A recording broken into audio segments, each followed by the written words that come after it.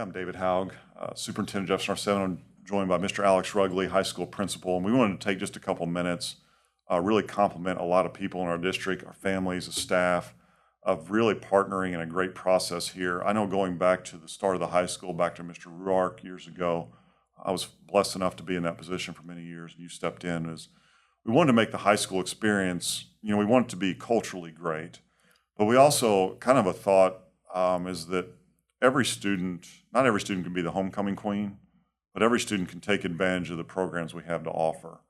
And we spent a lot of time early on trying to match what was meaningful to our families to what we do at the school. And so I think it's important to involve yourself in the student-led conference process, in the career planning, because as I keep going down this path of looking back, and I'm able to look at it from a different lens now, and kind of somewhat as a parent too, about how happy I am to have my child either take certain things or look at the impact that I've seen other families have had by things we've had to offer. And that is really dialing into their last 2 years of school to make sure they can maximize what we have. And that's why I think as a parent and a student, really pay attention to what we have to offer and try to take advantage of it. Okay, and I'm going to give an example here. ACT. Yes, we want to do great on the state standardized testing, but state standardized testing gets difficult because those tests change seems like every 3 years. I know it's probably more like 4 or 5, but they've changed multiple times in my almost 25 years of education. But the ACT has always been constant, plus the ACT, you see it all the time. What can it do for a kid for scholarships? Oh, it can be a huge, huge deal for a student with scholarships and the amount of different monies that they can earn towards a college scholarship and the degree, and just the different phases and parts of the ACT that based off of subscores and things like that can help out with monies that go towards a scholarship at the next level. One of the things we've talked about, we don't really share this openly. We do a lot of internal review to make sure our kids are where they're at, but we did a huge study in 2017 of small schools with enrollments, public small schools in Missouri, of 220 to 380 to see where Jefferson was performing the ACT. And year after year, there were 4 schools that kept popping up, and these other 4 schools do great things, and we hold them in the highest regard.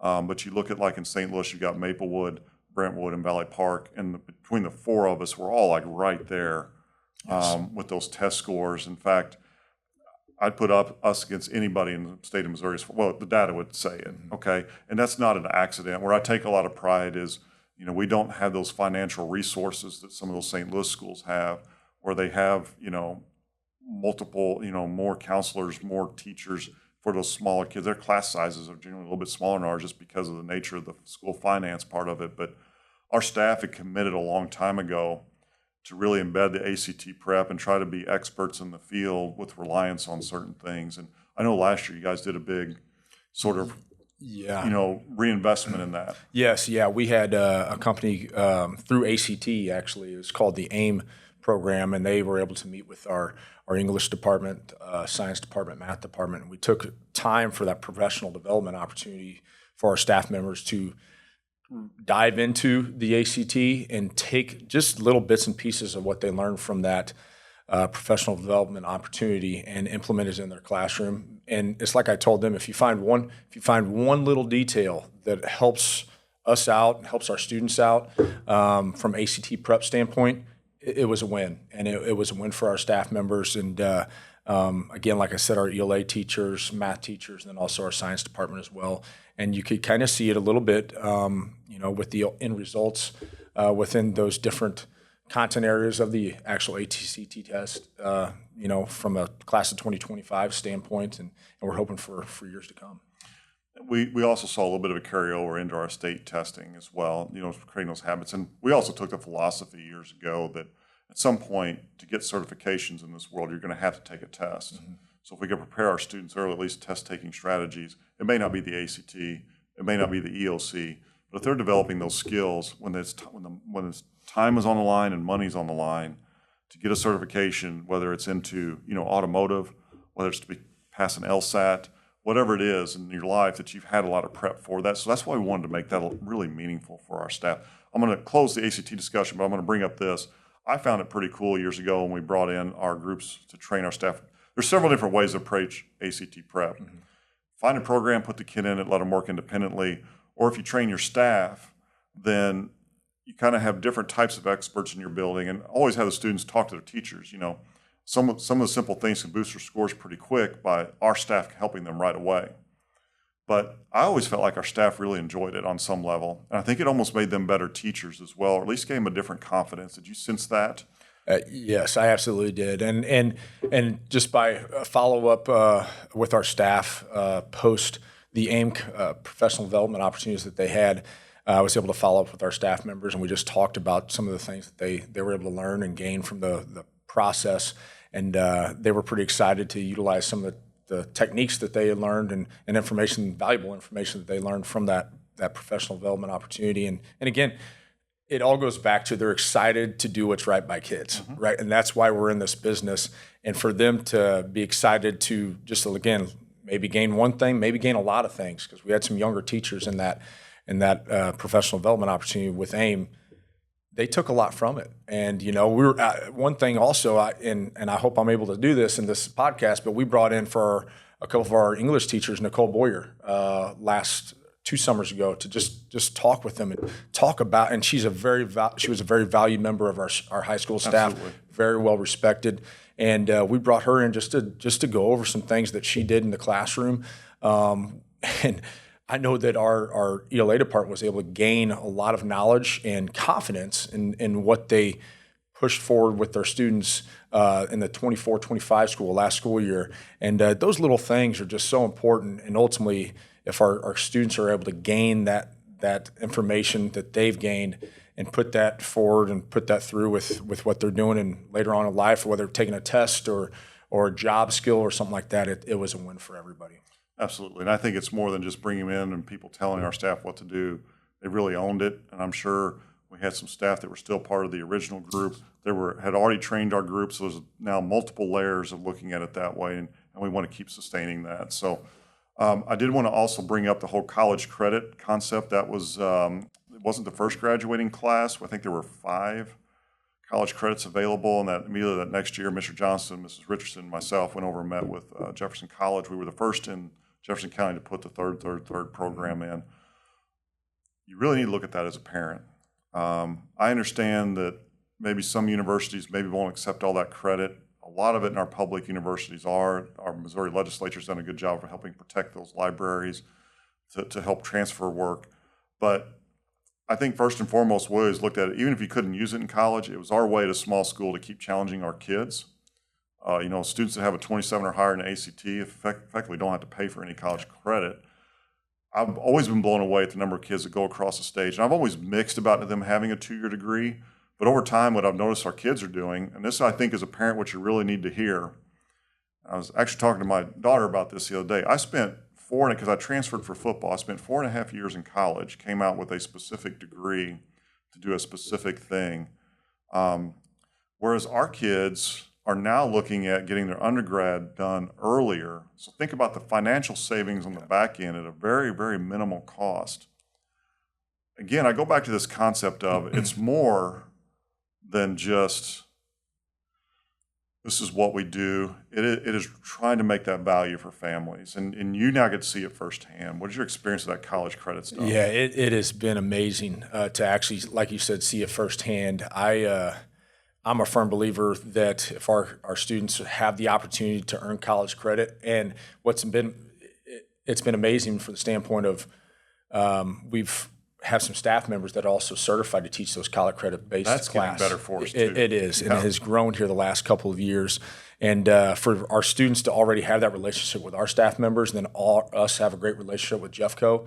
And I see it as a great opportunity for our kids, but I also see it, like you were saying, as an opportunity to be honest, allow our students to have less college debt whenever they move forward through their first 2 years of college or 4 years or wherever that might be, because it allows them to have a step up on a potential competitor or things like that in order to be successful. And I want to bring in, my goal is to bring as many opportunities for our high school students as possible. You look at really, you go back to the beginning where you had 5 credit bearing classes, and then you look at, I think it was 2014 where we jumped up 232 credits that were gained by our seniors.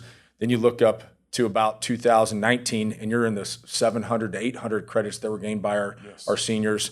And, our class of 2025 was at 993. We had class of 2023 that was 1,023 credits that were earned. And I guess in the grand scheme of things, in the big picture, I just see it as an opportunity for our kids to have a leg up on what their goals and aspirations are to be, and for them to have a head start and get into where they want to be through the opportunities that we have at Jefferson High School. Yeah, it kind of goes back to that whole deal. Yes, you want kids to have the experience of having a high school from the social standpoint and all the great things, all those learning lessons that come from that. But ultimately, if you're being pushed and there's a core set of opportunities for you that can matter when you're 26 years old, that you maybe shaved a year off of college expense. I always worry about our kids. And I don't know if we've done a great job in this generation. The amount of debt they're going to inherit from at the national level, how difficult it is for them to get into a house. I heard the median age of getting into a house now for first-time home buyers gone, I think it was around 2005, and I could be wrong in that year, was 30 years age. Now it's 38. Yeah. That's not good.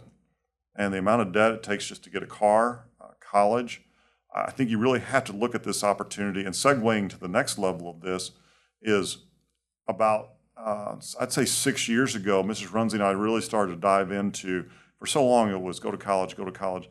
I'm not saying college isn't great, but there's also a lot of opportunities out there for our workforce. And there is tons of opportunity there and tons of opportunity to avoid that debt. And so we are proud to say, now I know these numbers change a little bit once the school year starts, but we have our largest class that was enrolled. I think there were 30 students enrolled to go over to ATS. Full disclosure, that may change. A kid decides not to go or something happens, but our budgeting purposes last year was the largest number. And I know that wasn't an accident because we have been really pushing that for several years. When are we taking the kids over to ATS to take a look? So we start that early, and that throughout that process can be their sophomore year, junior year.